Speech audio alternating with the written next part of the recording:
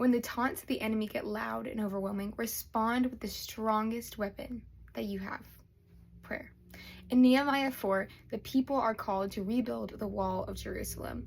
And as soon as they're doing this, it says that they're working with all of their hearts, they're working faithfully, and this is when the enemy attacks.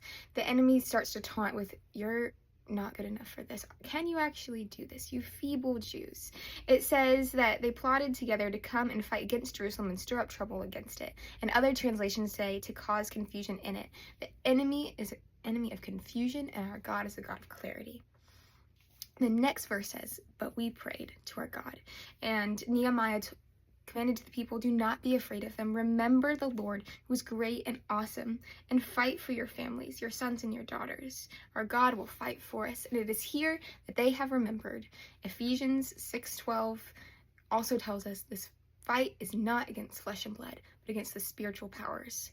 And as soon as this happens, it says their enemies heard that we were aware of their plot and that God had frustrated it.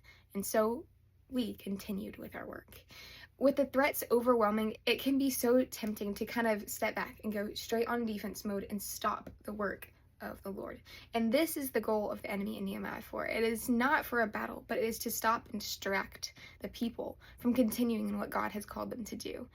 When we walk in obedience to the Lord, that is when the enemy is going to attack. He's not going to attack something that's not a threat to him.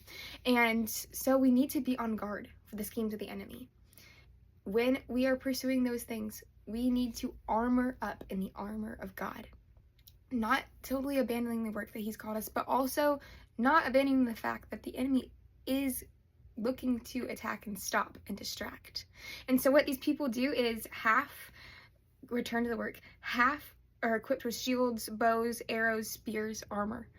And those that are working with one hand and carrying the supplies, and in their other hand, they're carrying a sword.